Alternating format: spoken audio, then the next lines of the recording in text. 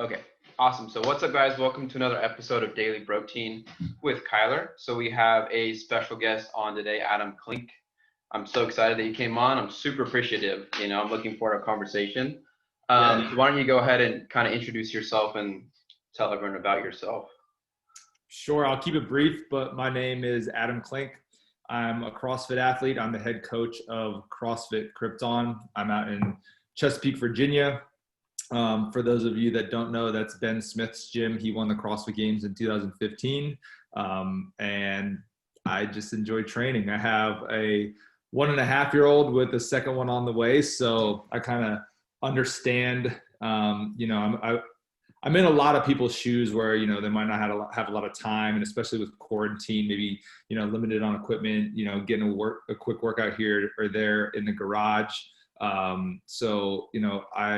will probably get into this, but, I obviously hit that mile and the back squat.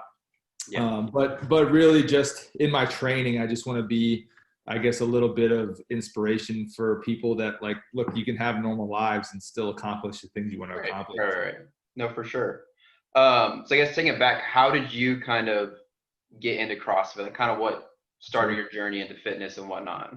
Yeah, so I guess my journey in fitness started in high school. I was a multi-sport athlete, and then I actually went off to play soccer in college for Rutgers University. And I think that's when I really started take my fitness seriously. And really, I trained, and I wasn't training CrossFit at the time, but I worked out to be the best soccer player I could, right? I wanted to be more athletic. I wanted to be bigger, faster, stronger. So I trained for that. And then in my head, I was going to go to the MLS Combine, hopefully play pro somewhere, whether it was in the US or overseas. And that all came to a halt my senior year when I got too many concussions. So I got a bunch of concussions all throughout my life growing up playing sports. And then I finally got 2 back-to-back that were real bad. And the doctor said, look, if you want any quality of life, you got to shut it down. No more contact sports. Right. So that's how I found CrossFit, right? So CrossFit is obviously non-contact. I guess obviously besides hitting yourself with the barbell or your face on the pull-up bar. It's a little accident. but doctors cleared me to be able to do that. So I found CrossFit purely originally for selfish reasons, right? So I wanted to compete. I still wanted to be an athlete and make a name for myself. But over the years, it's really developed, and I have found a really, really deep passion for coaching and helping people. So I'm the head coach at the gym. I basically run the gym from the coaching standpoint, and I get to see hundreds of people every day and help change their lives. So it's kind of how I got into CrossFit. And again, I'm still competitive. I still compete, but I've really taken a liking to coaching, and I really have a true passion there. So how has it been now since the whole coronavirus and everything? How has it been running a gym and coaching and whatnot? Yeah, it was tough. And I think I'm in Virginia, and I think we actually opened a lot earlier than a lot of other states. I think you opened yesterday, right?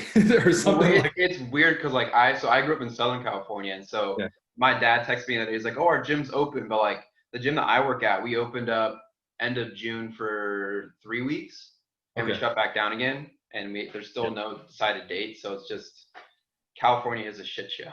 yeah, dude, that's what I've heard. So I think we opened up a little bit before you guys, so it was about 2.5 months where we were obviously completely shut down, and having a gym of 400 members, it's all right, what do we do? How do we keep our members happy? How do we still, help people work towards their fitness goals and help change their lives? And, we don't want people going in the wrong direction. So what we did as a gym, we dished out all of our equipment. So we lent out thousands and thousands of dollars of equipment, machines and barbells and dumbbells and kettlebells. And basically the gym was gutted minus the rig. But we let everybody take, a piece or two so that they had stuff to do at home. And then we put out multiple tracks of programming. So basically from our standpoint, we just wanted to facilitate and do anything we could for our members so that they had, with what they had, access to do workouts. So if they had a piece of equipment or two, we provided programming. We did a workout for people who had full gyms in their garage, because some people do. So we did programming with equipment.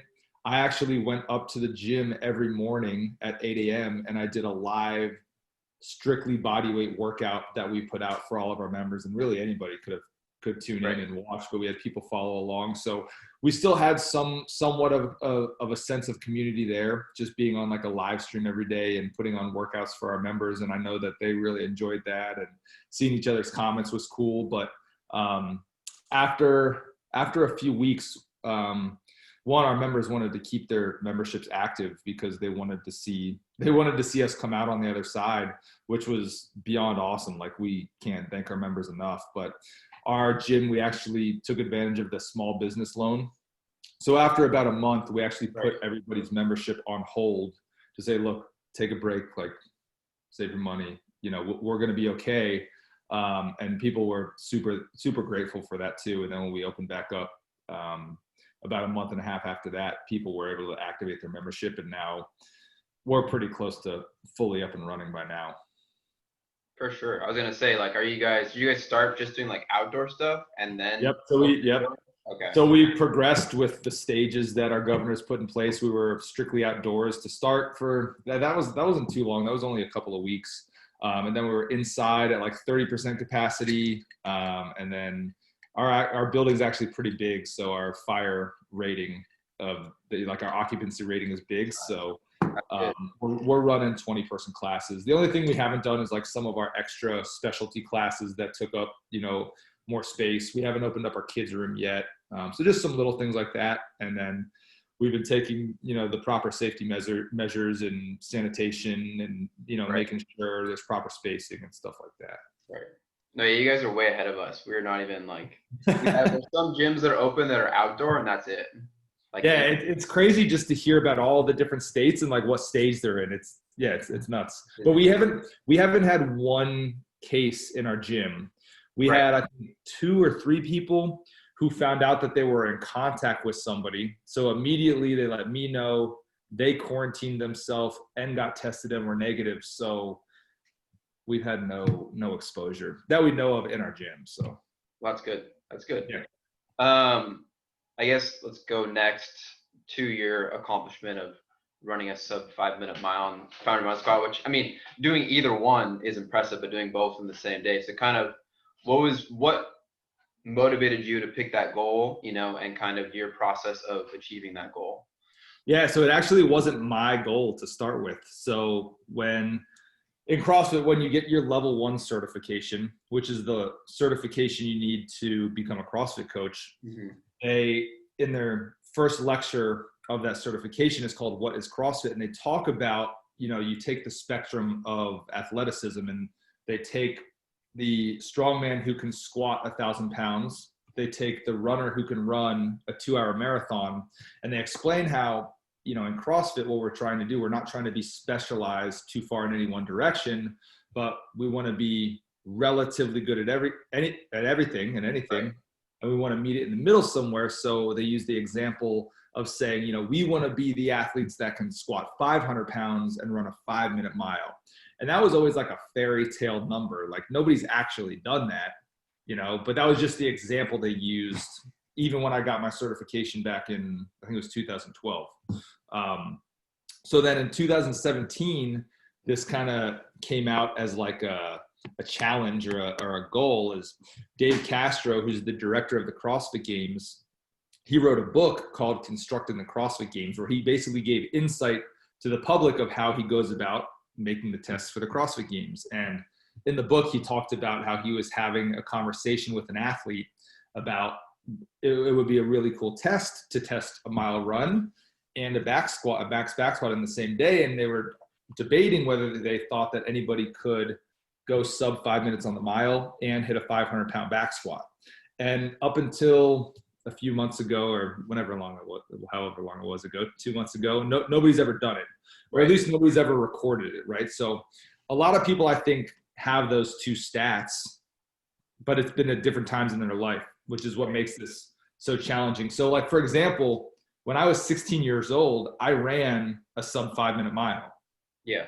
When I was 26 years old was the first time I hit a 500-pound back squat. So yes, I have both of those numbers to my name even before I did this, Right. but it was 10 years apart and probably 60 pounds difference. Right. Exactly. So that's what made this challenge so difficult. So I just figured, one, since I've actually hit both of these numbers, and just based on my background with, playing soccer and having that sort of endurance, being kind of lower body dominant and having a strong lower body, playing a sport like that, and just my years of training and back squatting, I just, in the back of my head, I was like, man, I think I can hit this. Like if somebody can do it, it's going to be me. So fun fact, I actually tried this in 2018. Really? Except I really didn't seek out help from anybody. I just did it on my own programming. And I basically ran myself into injury because the volume I was putting in was just way too high. So basically, I was just running way too much. I was just running to get mileage. So I got injured. I got close, but I didn't hit it. So then when quarantine hit, and all the competitions got shut down, I had a sanctional that got canceled, and we were all kind of like, what do we do? Yeah, exactly.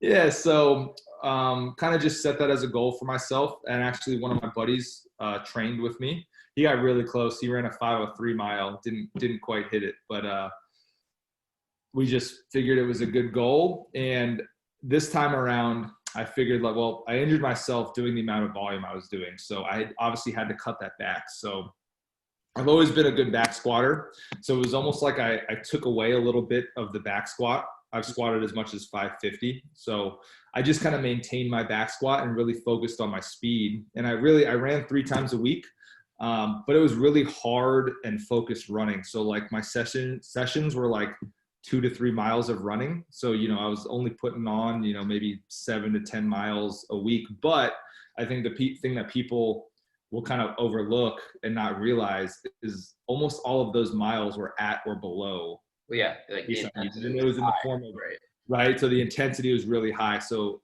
it was in the form of like interval work, track workouts, and then I would go for like one, tempo run every week. For sure. No, I feel that so that's, I think, kind of how we got connected was obviously through Instagram and through BPN and social media. And when I started running, so in high school, I played football, almost in college, and I didn't really get into my own weightlifting till like after my freshman year of college. Because I had I was 230 freshman year. I'm about 200 right now.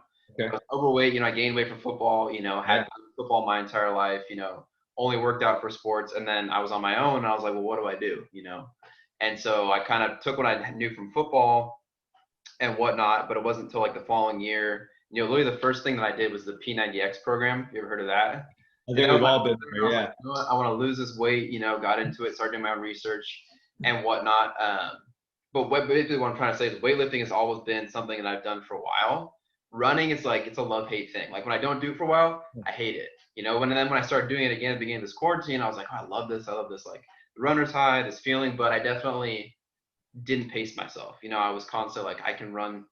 First it was like a mile, and then it was 3 miles, and then I got up to doing 9 miles at a time, and then that's when my hips started hurting. Lately I was lucky to have my girlfriend's, one of her good friends is a PT, and so she worked on it, did some stuff, and it's been a lot better since. But I've definitely like kind of took a step back and not done more like what Nick would say is easy runs rather than like just trying to kill it every single time, because my body can't hold up with that, No, and I'm right there with you. I agree. And I think the biggest advice when you start to push yourself to the upper limits is like, you need to take care of your body. So, when I was doing this and training for the mile and back squat, like I did things as far as recovery that I like don't normally do just because of the extreme that I was pushing my body. You need to take extra care of your feet. You need to stretch. I was doing things like getting dry needled, so, they say when you start running, you're only supposed to add 10% volume per week. So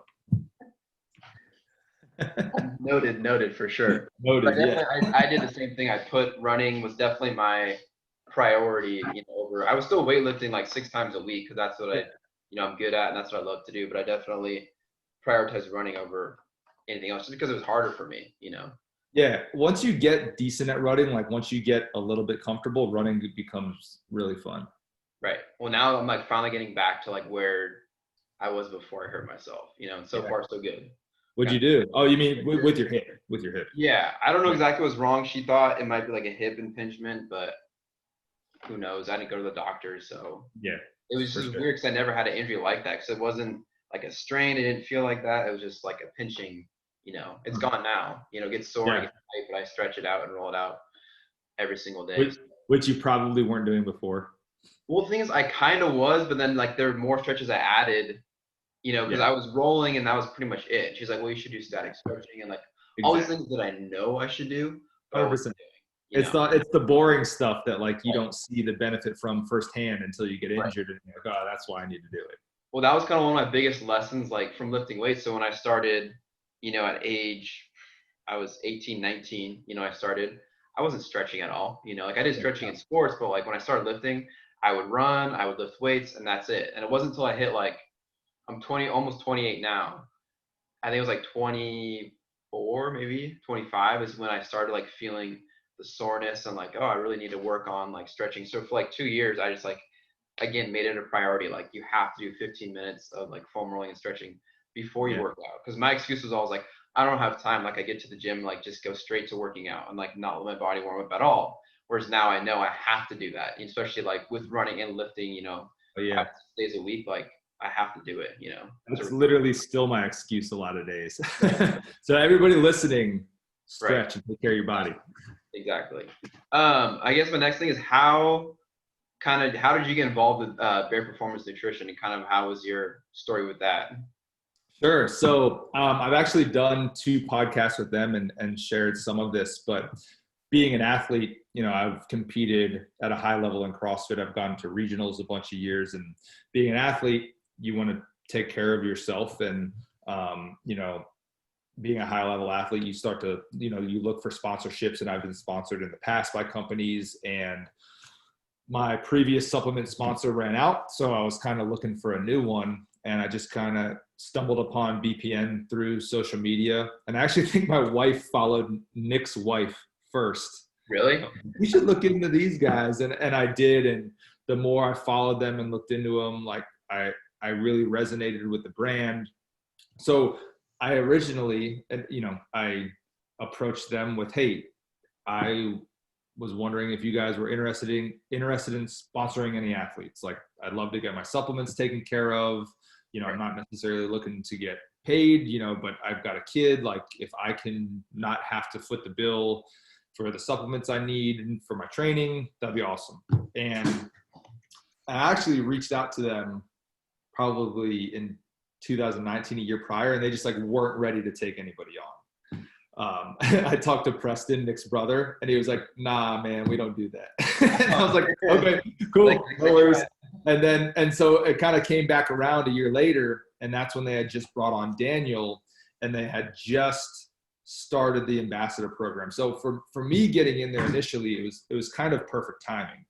And so I talked to Daniel, I reached out to him, and they weren't going to offer me like an athlete sponsorship, but they were starting up their brand ambassadors. And so he approached me with becoming a brand ambassador for them. And this was when they had none yet. So they were taking their first batch. And I had actually, because I had been kind of looking, had reached out to other companies, and I had 2 other offers. And one offer was for, straight up, hey, we'll pay you this much per month. And I had another offer that was, hey, we'll take care of anything you need supplement wise and pay for trips and travel for competitions. And then BPN wasn't any of that really. Being the ambassador, it's like, you promote the brand and you do as well as, as you personally do. So, I could have very easily just grabbed the easy, cash for a sponsorship, but there was just something in my head that I kept drawing myself back to, like, man, like I really just want to be surrounded by these people. Like these people are what's going to help me reach the next level in my career. And so I called up Daniel and I was like, hey, I'm rolling with you guys. Let's do it. And so I was one of the original 14 ambassadors. Which was when? When did that happen? So that was June, right at the beginning of June. Of this year? May. Yeah, it was May of this year. So that's how new this program is. So okay, that's what I figured.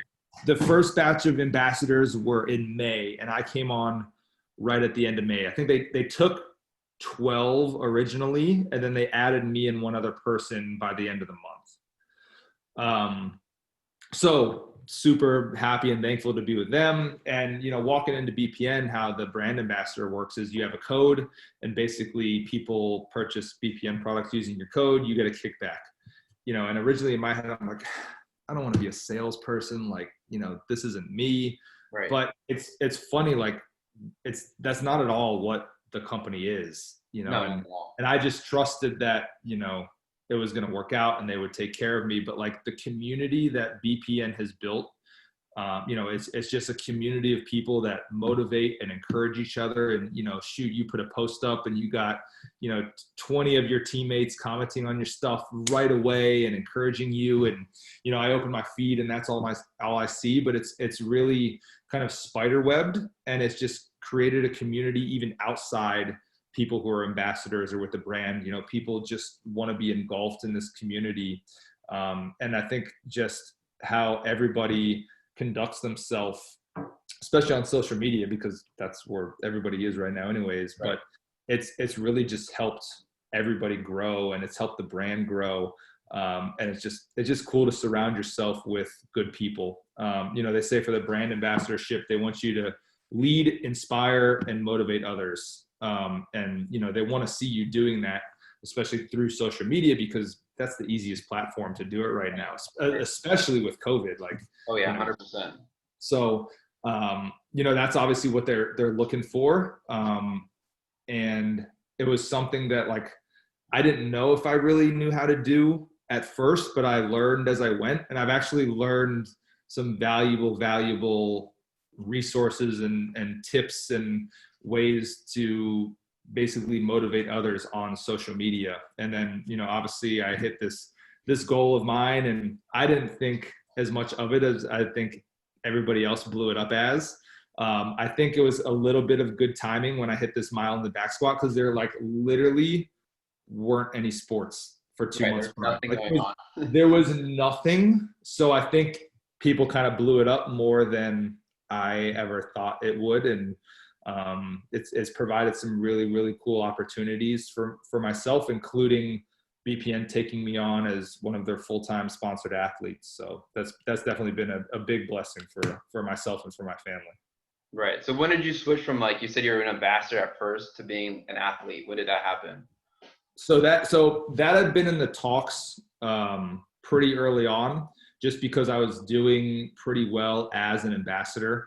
And they obviously measure that by your statistics of how many people are using your code. It basically shows them how influential that you as a person are being for the brand.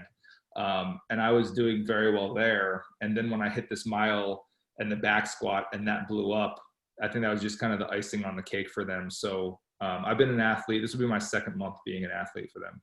Okay, for sure. I think that helped you. Because I remember when I first started following you, like, you still had a good following, and then now I've gone back and looked at your profile. Since then, it's like tremendously blown up, obviously. It's crazy. Like, it still blows my mind. Like, I don't view myself, I think, how other people view me, but like the amount of people who are like tagging myself and Nick in like, their training every day is really cool. I try to repost it. Yeah, dude, but it's like how cool is that? Like, I feel like I've been training all my life and putting hard work in, but isn't it crazy how like one day of doing something and videoing yourself running and squatting can like inspire that many people? Like that, right. It blows my mind, and I don't take it for granted. And like, think of if I did this 10 years ago and like some of these platforms weren't a big thing, like who cares, But now it's like on top of doing that, and then, I got to go and create some content with Nick Bear. Like, it's just really, really helped, I guess, my social media career, if you will, which is crazy, because it's like, it's one of those things. When I started doing CrossFit, like myself and Ben Smith who he owns a gym. We were like weren't big into Instagram at all. Like we knew we had to use it, and we kind of only used it to like appease our sponsors. So we've never really thought of ourselves as social media influencers or anything like that. So how was you went down? When did you go down there to a BPN and did all this? I went down there about 6 weeks ago. How was that? It was awesome. So they actually just revamped their whole warehouse and their offices. So they just like decaled the whole place up, and it looks super, super nice. And they were in the process of starting that when I was down there. But just meeting the whole team, like as soon as I stepped foot there, as soon as Trey picked me up from the airport, I was like, I'm with the right people. Like they're just the most humble, hardworking, down to earth, loving, kind people that you'll ever meet. And it's cool because you meet Nick, and you may have whatever your perception is on social media of him, but like, dude, he's like one of those guys who just practices what he preaches. He leads by example, and like he is equal to everybody else in the company, and that's how he views himself. And I think that's why he's had so much success, is because people are willing to work hard for him and the company, and they take ownership just because Nick does the same thing. Right. No, I think that's he put it perfectly. I think he's always doing something. Oh, 100%. He's always doing something. And he's just the kind of guy too that like the vibe I got is like he doesn't, as long as he's taken care of, he doesn't care how much money he makes. He would rather help out the guys who are helping him out, the guys in his company, before he makes even more money for himself, if that makes sense. Like he definitely has everybody else's best interest in mind before his own. Right. He's in it for the right reasons. That probably keeps him going. And I mean, seriously, the sky's the limit for him and that company right now. Well, yeah, they just keep going up and up and up. It's crazy. It's awesome. I guess the last thing I'll talk about is how is it having? How old's your kid? Your son? He's 1.5. How is it like balancing that and like obviously your wife and your family and everything else that you do? Yeah, that's been a huge balancing act, and I'm not perfect at it, and I was even worse. When we first had Noah, that's my son's name. But you learn as you go, right? So I've kind of changed my priorities a little bit, and not that I don't put my focus in my training like I used to, but like I just know that I don't have the luxury to spend 3-4 hours training every day. Like I don't. I'm lucky if I get 2 45-minute to an hour sessions in, like, and coming from where I was, that's not a lot. So I've learned that, you can have a lot of elements in your life, but you don't have to spread yourself thin in each one of those elements. If you take a pie, for example, and you split that pie into, say, fifths. So you have, you're putting 20% of your effort in with your family, and you're putting 20% effort in with your training, and 20% in your job, and you're divvying yourself out that way. I think that's the wrong way to approach your life. I think that you need to take a more focused approach. And just because you have a lot of elements in your life doesn't mean you need to divide your effort and your time. I think you can still put 100% effort into that hour of your training, right? You may not have the same amount of time, but the time you do have, it's time well spent. And then you can still put 100% effort into your job and 100% effort into your family when it's family time, and a plug from everything else. And I think that's what's helped me still stay at a high level athletically, is just that attention to detail and that focus for the time I have to train. Like how many times have you gone to the gym maybe, and half the time you're on your phone and you're kind of going from movement to movement, piddling around, but I think if people, go about what they're doing, like with good intent and good effort, yes, you're dead tired by the end of the day, but like you feel full at the end of the day and you feel accomplished. So you put your all into everything. Yeah, it's hard, man. And I think the person who said that best, that I've kind of heard that first from, was Josh Bridges. He's a CrossFit Games athlete, and he has 2 boys. And that's something that, I've just kind of thought about being a dad. And it's tough. Like you don't learn it right away. It takes months and probably the first full year to like feel like you have any sort of grip on what you're doing. Cause having a kid, like it really is, your life kind of flips upside down. Like Right. you're no longer the most important person, like your Right. kid is, you know, and then For sure. And then is it Dad Bod Fitness? Is that what you created? When did you start that? So we started that actually right before quarantine happened, right before things are shutting down. Me and Dane Smith, he's the youngest Smith brother. He's it's Ben, Alec, and Dane. Dane's the youngest. He had twin girls. Oh boy. I had my son Noah. So we had gotten in this rhythm of like, one of our sessions is like popping in the garage and doing what we can in the garage with, you know, a set of dumbbells or, you know, whatever we have. So we were like, man, if we're in this position trying to like sneak workouts in and do something with half an hour here, half an hour there, we're like, there've got to be a good number of other dads or just people with not a lot of time, space, or equipment that could benefit from some programming that really, like, we want everybody to know, like, it's for anybody, but we put out a couple different programming tracks. One's like a fit workout, one's with equipment, one's without. We put out some bodybuilding programming. It's called Dad Gut, and we put out core work every day. And then we rotate one of the programs. So we did the run, fast, squat, heavy for 10 weeks. So everybody was following what I was doing when I hit my mile and my back squat. Right. So now we're doing like a push-up, pull-up program. So, but basically it's supposed to be more programming than anybody's going to do in a day, but they can just pick whatever piece or two they want for the day to fit into their schedule based on their lifestyles. And it's done really well. Clearly other people are in the same boat as us, because we've got thing that I'd like to do eventually would be to do an Ironman. I think I'm going to skip the marathon and skip some of those things and just go straight to an Ironman. Go for it. Yeah, but I definitely have to lighten up and drop some. Like they said, besides you said Ironman. What are you looking forward to? Ironman's like long term. Right now, I started the hybrid athlete program. Yeah, Nick Bear's thing. So I've been doing that, like kind of picking and choosing what I can do. Really, right now, just getting back into running shape. You know, finally able to like run, you know, without having any hip pain, and like getting back to like my pace that I was at before. You know, so that's really just kind of working my times down on that and building up my endurance. Yeah, it's nice running without feeling pain, right? It is. It's like, it was just amazing how much of a difference it is. I was like, geez. Yeah. How do you like Nick's hybrid program? It's fun. It's exhausting. It's like, it's nice because, again, like to go with your Dad Bod program, it's like, it doesn't take that long to do the workouts. Like you put 60 minutes on the app, you know, an hour, which usually I'll do like an hour and a half at the gym, you know, when I'm doing my own routine. Sure. So it's nice in that way, but it's exhausting. You know, like today I'm supposed to run 5 miles and then deadlift and do pull-ups for a minute, you know, 4 rounds, you know, and I've had one of my buddies doing it, and he's like, he hasn't been lifting as long as I have. And so it's definitely pushing him too. And it's just fun to kind of compete and, you know, get after it.